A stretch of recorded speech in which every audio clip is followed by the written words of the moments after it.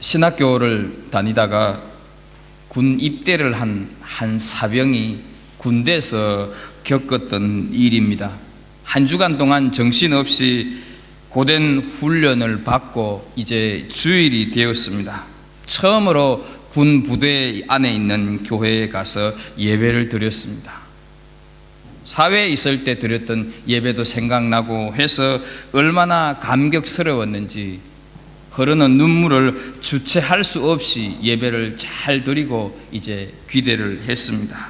돌아오자 소대장이 예배를 드리러 갔던 25명과 또 다른 부대원 모두를 다 연병장에 집합을 하게 한 후에 선착순으로 그 넓은 연병장을 몇 바퀴 돌게 했습니다. 그리고는 병기 검사를 한다고 하면서 시작을 했는데 그 병기 검사에서 교회를 다녀온 사병들만 총기 상태가 불량하다고 다시 기합을 주었습니다. 그 다음 주일이 되었습니다. 교회 갈 사병들은 나오라 이렇게 얘기를 하자 눈치를 보더니 이제는 확 줄어서 10명만 교회를 가겠다고 나왔습니다. 아니나 다를까 예배를 잘 마치고 돌아오니 소대장이 관물대 검사를 한다면서 모두 다 이렇게 집합을 시켰습니다. 그런데 교회를 다녀온 군인들의 관물대만 제대로 정리가 되지 않았다고 하면서 추운 겨울날 팬티바람으로 연병장에 다 세워놓고는 온갖 얼차례를 다 주었습니다. 세 번째 주일이 되었습니다. 교회 갈 군인이 5명으로 줄었습니다. 이 5명이 예배를 잘 드리고 돌아오자 이번에는 이 5명을 공병대에 차출을 시켜가지고 예배 드리고 온 이후부터 저녁 늦게까지 죽도록 일만 시켰습니다.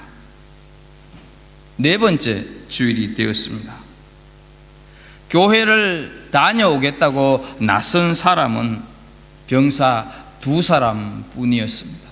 다른 부대원들은 근심 어린 표정을 지으면서 이 두 병사에게 잘 다녀오라고 눈인사를 하고 있는데 소대장이 이렇게 말을 합니다.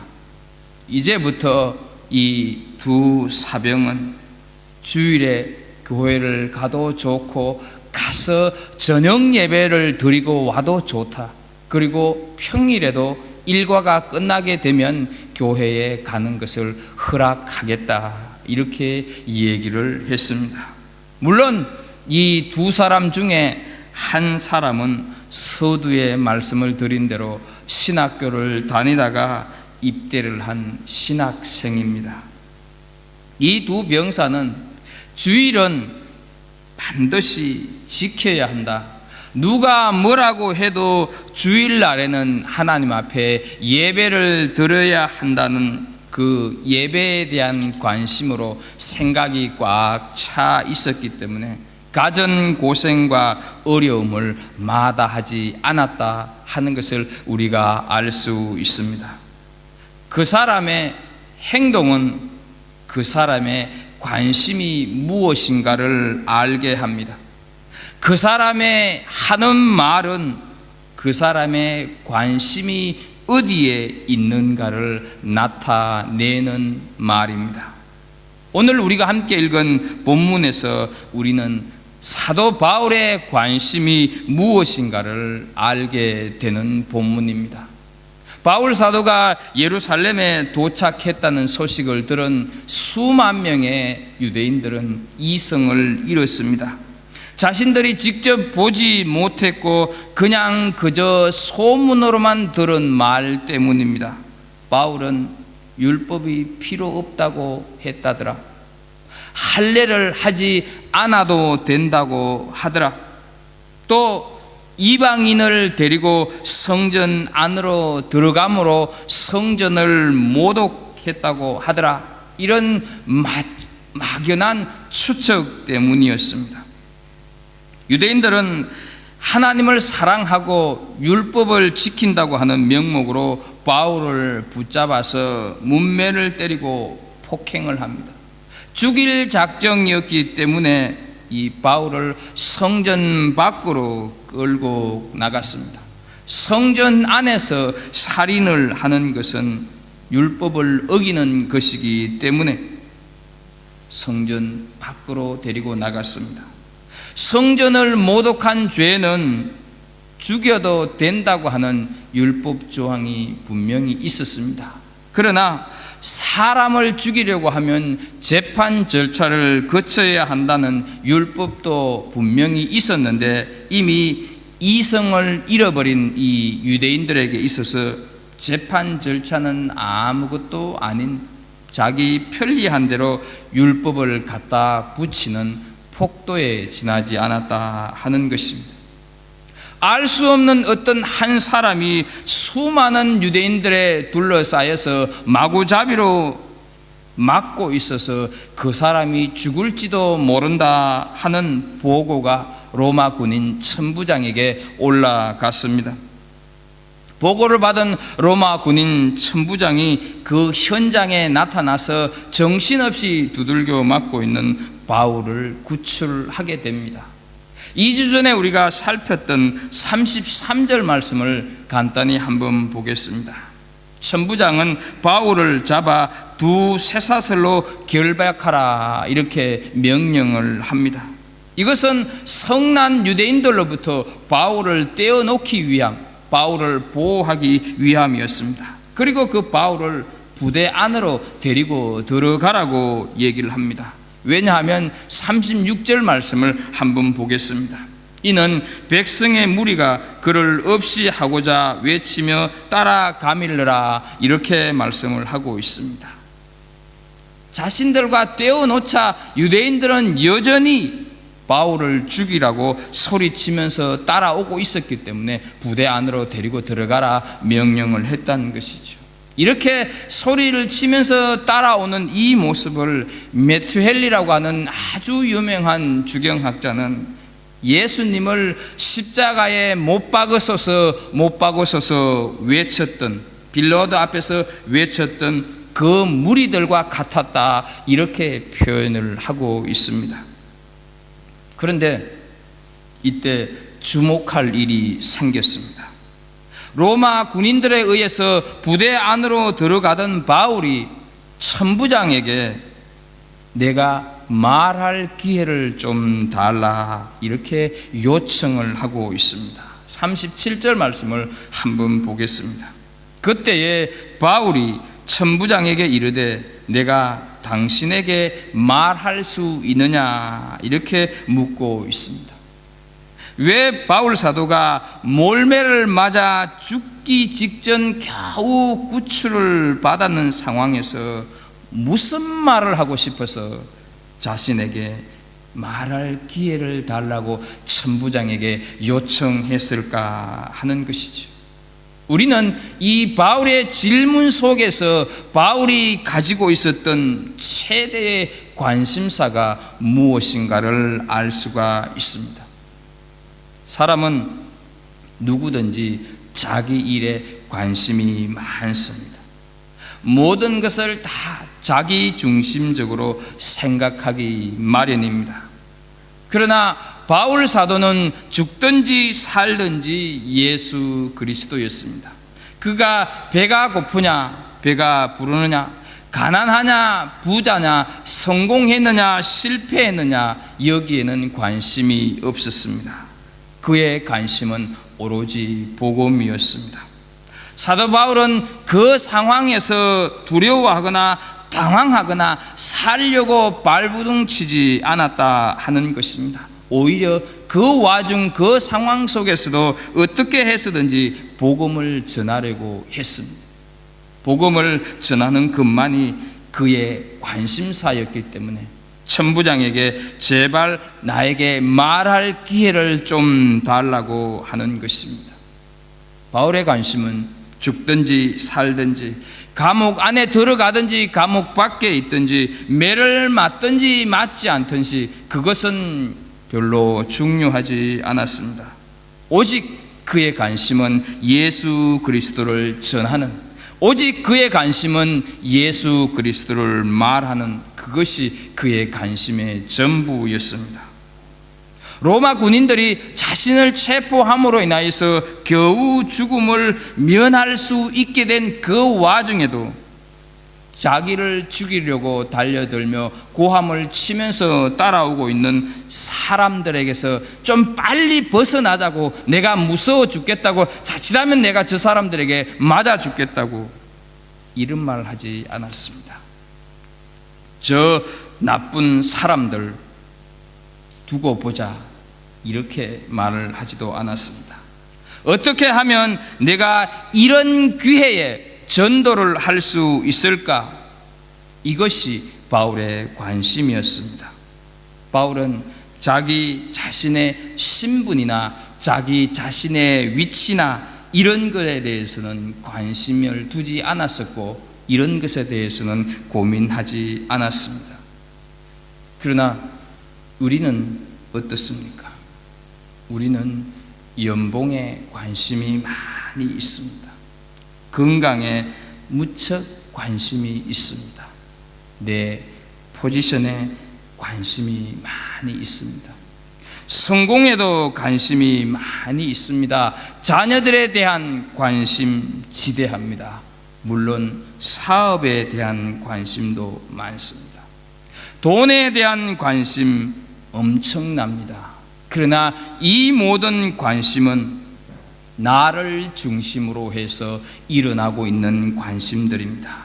그런데 사도 바울은 예수 중심으로 일어나고 있습니다. 어쩌면 우리는 하나님도 나를 위해서는 있어야 한다 이렇게 생각하고 있는지 모릅니다. 교회도 나를 위해서 필요하다 이렇게 생각하고 있는지 모릅니다. 신앙도 나도 모르는 사이에 그렇게 생각하고 있는지 모릅니다. 바울은 매를 맞으면서도 어떻게 하면 예수를 전할까 였습니다. 바울은 매를 맞으면서 죽을 줄 알았습니다. 매를 맞으면 누구나 다 감정이 올라오기 마련인데, 그래서 전도를 할 때 하더라도 한참 있다가 좀 정신을 차리고 나서, 감정을 좀 추스리고 나서, 마음을 좀 가라앉히고 나서 하는 것인데, 적시로 전도를 한다고 하는 것은 그리 쉬운 일은 아닙니다. 그러나 바울은 그 기회를 결코 놓치지 않았습니다. 자기 자신을 죽이기 위해서 쫓아오는 그 무리들을 보면서 저렇게 한꺼번에 많은 무리가 모이기는 쉽지 않다, 복음을 전할 때가 바로 이때다 이렇게 생각을 한 것입니다. 내가 만약 부대 안으로 들어가 버리게 되면 저 성난 군중들은 다시 못 만날지도 모른다. 바울은 이것이 안타까웠던 것입니다. 그래서 할 말이 있다고 잠깐만 기회를 달라고 헬라말로 천부장에게 말을 하고 있습니다. 바울에게 있어서의 관심은 이웃의 생명을 위한 관심, 타인의 영혼에 대한 관심이 전부였습니다. 이웃을 위한 관심은 하나님 사랑의 또 다른 표현입니다. 우리는 함께 신앙생활하는 선교 회원들에게 얼마나 많은 관심을 가지고 계시는가, 우리 스스로에게 물어볼 필요가 있습니다.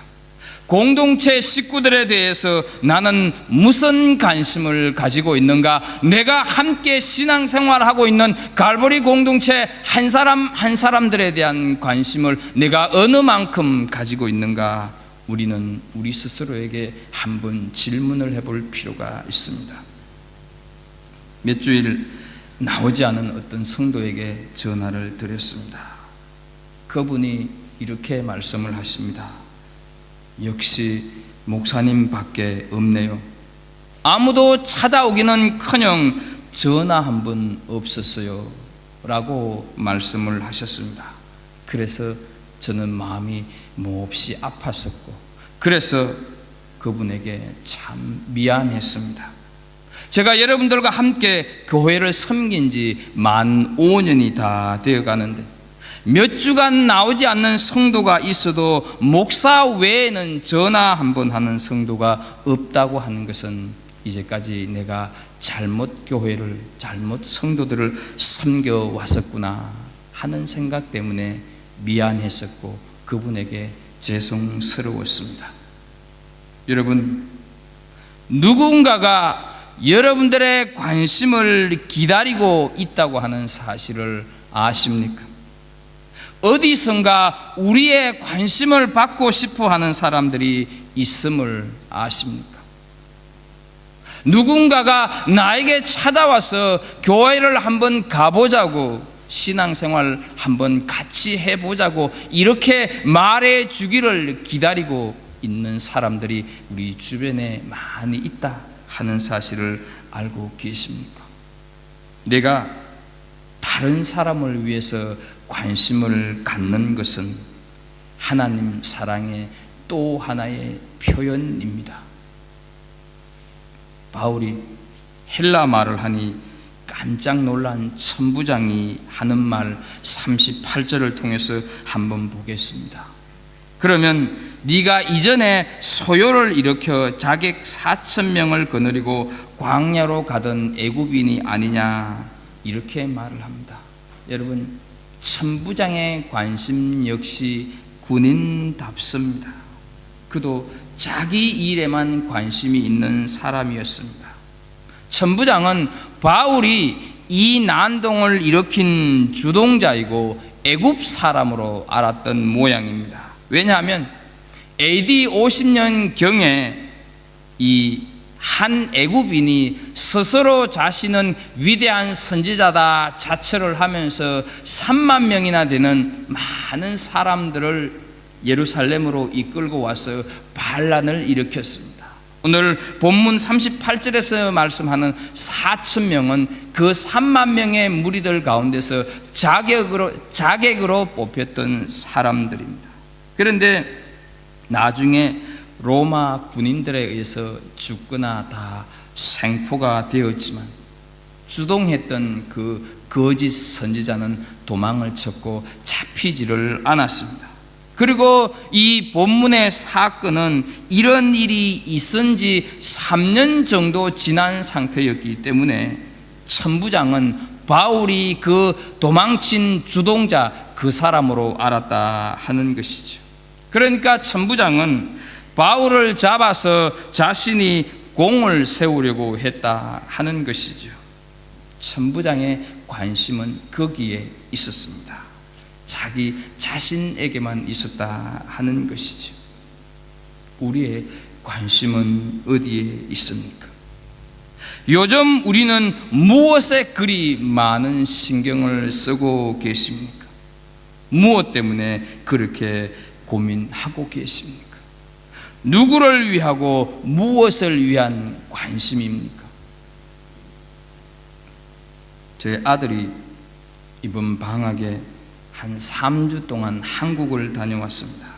한국을 다녀오더니 이 아들 첫말이 아빠 다 똑같아 이런 얘기를 자꾸 하는 겁니다.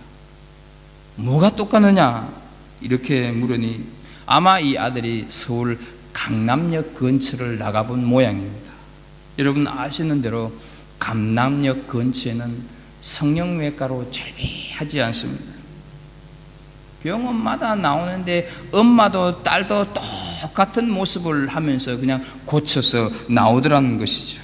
그래서 이 아들 눈에는 다 똑같구나, 엄마도 딸도 다 똑같구나 이렇게 생각이 되어졌던 것입니다. 나에 대한 관심이 전부인 세상이 되어가고 있습니다. 이웃에 대해서는 점점 눈을 감고 있다 하는 것이죠. 미국 보스턴의 한 정신병원 지하병동에 심한 정신질환자들만 수용해 놓은 독방에 한 소녀가 어린 나이에도 불구하고 심한 공격적 성향을 보여서 혼자 갇혀 있습니다. 부모조차도 너는 차라리 태어나지 않은 것이 좋아서 이렇게 말을 하면서 면회 한번 오지 않습니다.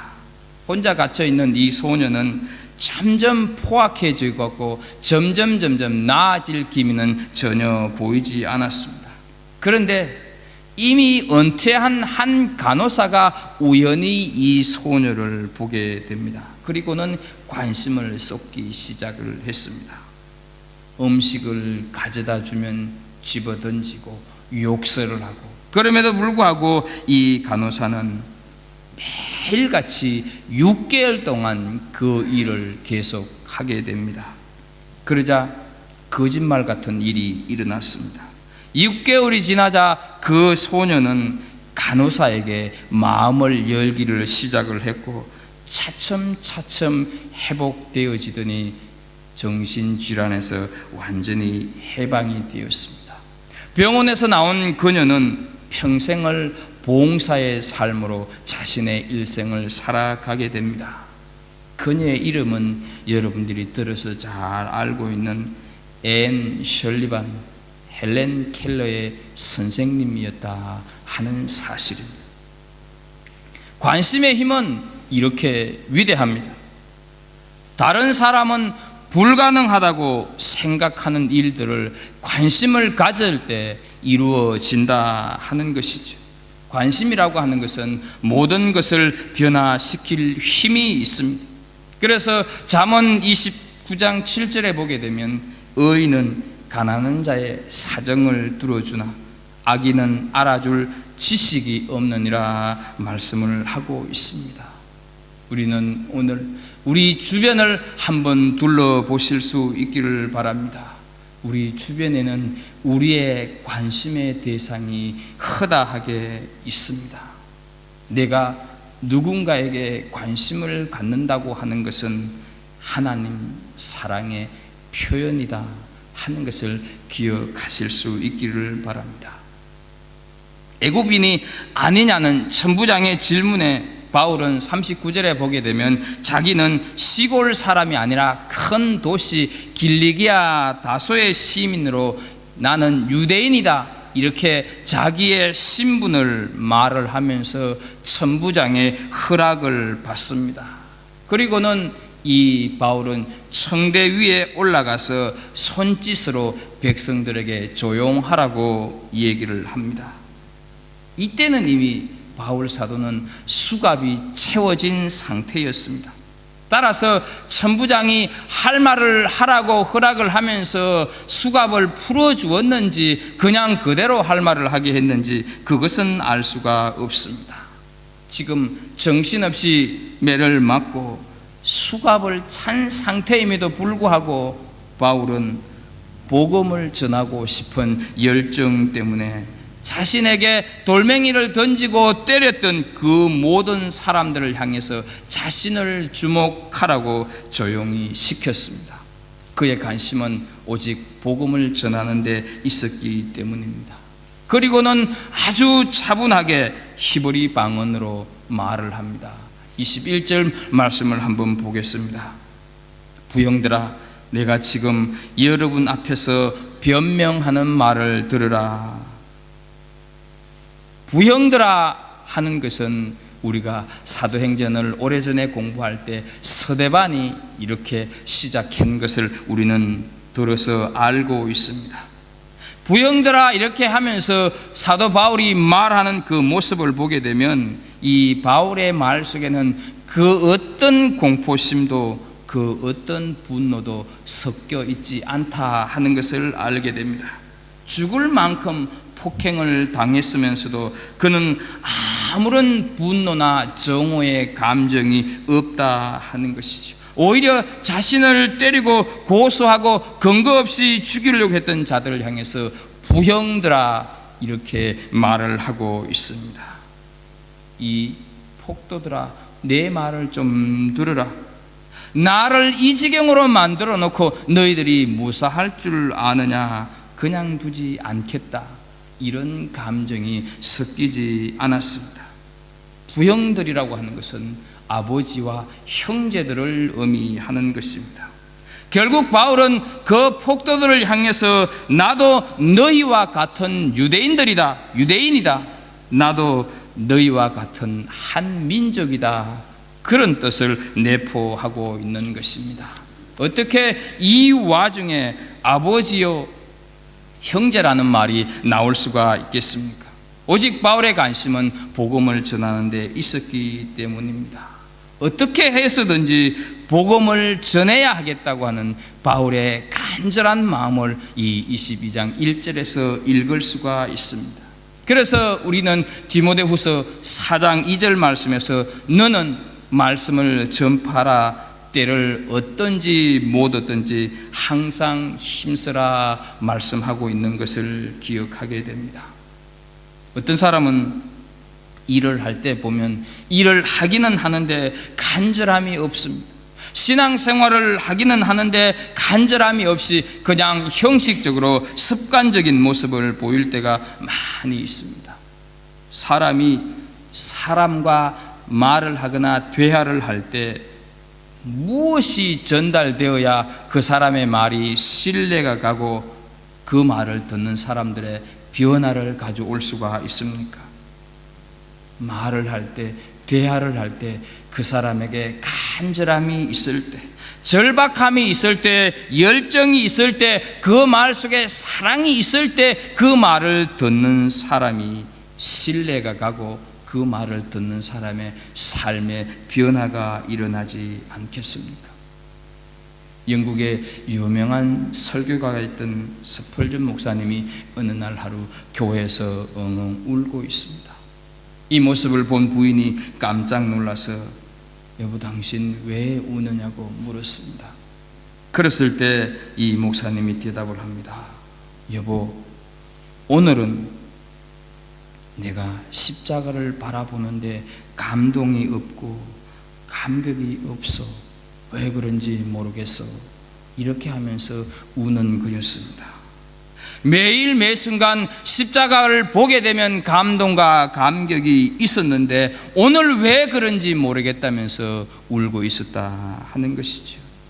사랑하는 성도 여러분, 주일날 예배당에 들어서시면서 앞에 있는 십자가를 보면서 어떤 느낌이 드십니까? 예수 그리스도를 묵상하시면서 예수님에게서 무엇이 느껴지십니까? 그분이 우리를 사랑하고 계심을 느껴지십니까? 그분이 나를 무한히 용서하고 계심을 느껴지십니까? 그분이 우리의 어떤 죄도 다 덮어주시고 자기 살을 찢고 자기 피를 흘리더라도 내 죄를 사해 주시려고 하시는 그런 은혜, 그런 사랑을 우리는 마음속에서 간절함으로 일어나고 있는가 하는 것이죠.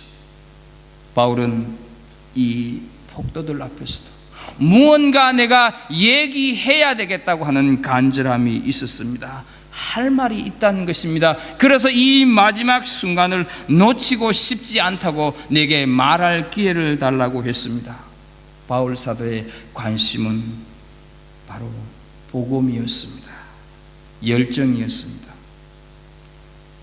비록 자기를 때리기는 했었지만, 자기에게 적대적인 감정을 가지고 있었지만, 이 모여온 수많은 유대인들에게 마지막 또 한 번 예수 그리스도의 복음을 전거하고 싶었던 것입니다. 그의 관심은 온통 복음으로 꽉 차 있었기 때문입니다. 1600년대 화가 가라저 호바라고 하는 사람이 그린 성 마태를 부르심이라고 하는 제목의 성화를 한번 보겠습니다. 그래서 뒤에 있는 분 잘 보이지 않을 텐데요, 이 성화의 그림의 내용은 이렇습니다. 마태는 우리가 아는 대로 세리였지 않습니까? 세간에 세리들이 쭉 앉아 있는데 예수님께서 나를 따라오라 이렇게 말씀을 하십니다. 예수님 주변에는 베드로가 서 있습니다. 초라한 베드로의 옷차림을 보면 가난한 갈릴리에서 예수를 따른다고 하는 삶이 얼마나 힘든 일인가 알 수가 있습니다. 그래서인지는 몰라도 세리들은 예수님을 잘 쳐다보지 않고 있습니다. 그런데 그 중에 단 한 사람 마태만이 초라한 몰골의 예수님임에도 불구하고 그분의 음성을 듣고 따라 나서는 그림이 바로 이 그림입니다.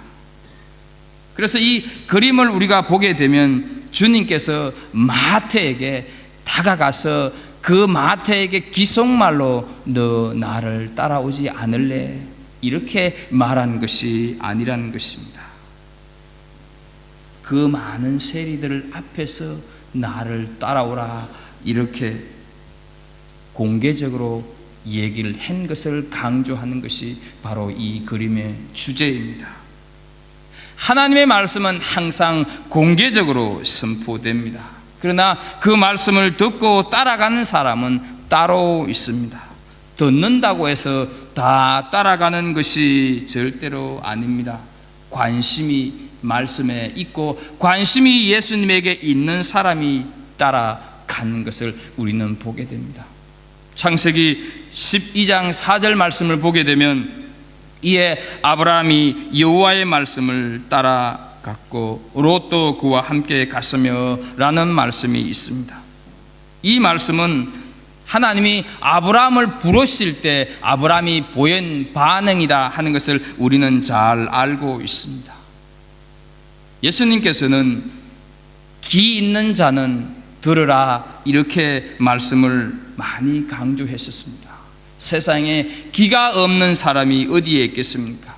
이것은 우리가 이미 짐작하고 있는 대로 신체의 일부인 기가 그것을 의미하는 것은 아니다고 하는 것을 알 수가 있습니다. 귀 있는 자는 들으라 이렇게 말씀하신 것은 하나님의 말씀에 관심을 가져라 그런 의미다 하는 것 우리는 알고 있습니다. 따라서 아브라함의 경우도 이 그림과 같은 관점으로 이해를 할 수 있어야 할 것입니다. 무슨 말인가 하면 하나님이 아브라함을 부르실 때 아브라함 한 사람만 부른 게 아니다 하는 것이죠. 하나님께서는 그 시대에 분명코 공개적으로 말씀을 하셨을 거다 하는 것이죠. 그러나 아브라함만이 하나님의 말씀에 관심을 가졌기 때문에 아브라함이 복의 근원이 될 수가 있었고 믿음의 조상이 될 수 있었다 하는 것이죠. 내가 무엇에 대해서, 내가 어떤 것에 대해서 관심을 갖는가 하는 것은 내 인생을 바꾸고 내 삶을 바꿀 수가 있습니다. 2000년 전 우리 믿음의 선배였던 바울 사도의 관심은 곧 복음이었고 그 복음은 곧 사람이었습니다. 그리고 그것은 곧 구원이었고 그것은 영생이었습니다. 2014년 3월 첫 주일입니다. 이 시간 우리는 우리 머릿속에 가득 채우고 있는 관심사는 무엇일까? 내 마음속을 온통 지배하고 차지하고 있는 관심은 무엇일까? 우리 역시 복음, 우리 역시 사람이 되어야 하고 영생이고 구원이 되어야 한다 하는 것이죠. 베드로전서 3장 15절 말씀을 보게 되면 너희 속에 있는 소망에 관한 이유를 묻는 자에게는 대답할 것을 항상 준비하되 라는 말씀이 있습니다. 인생의 소망을 알지 못하고 방황하는 우리의 이웃들, 우리의 가족들, 우리의 친구들 참 많이 있습니다. 그들이 우리에게 너희는 무슨 소망을 가지고 인생을 사느냐, 나는 인생에 아무런 소망이 없다 이렇게 우리에게 있는 소망을 물어올 때 우리는 내가 가지고 있는 소망은 바로 복음이고 예수 그리스도다 하는 것을 저들에게 알려주어야 한다 하는 것이죠. 다른 사람에 대한 관심을 갖는 것, 그것이 하나님 사랑의 또 하나의 표현이다 하는 것을 기억하시면서 우리는 오늘을 살고 내일을 산다 할지라도 다른 사람에 대해서 많은 관심을 갖는 은혜가 있기를 주의 이름으로 축복합니다. 기도하겠습니다. 하나님, 바울 사도의 관심 온통 복음이었었는데 우리는 하나님 다른 것으로 많은 관심을 보일 때가 있습니다. 한평생 살아가면서 우리가 세상도 살고 직장도 다니고 자식도 키우고 이런저런 것들을 다 해야 하지만 하나님 정말로 우리를 다스리고 우리를 지배하고 우리의 온통의 관심은 바로 예수 그리스도 복음이 되게 하여 주옵소서. 예수님의 이름으로 기도합나이다. 아멘.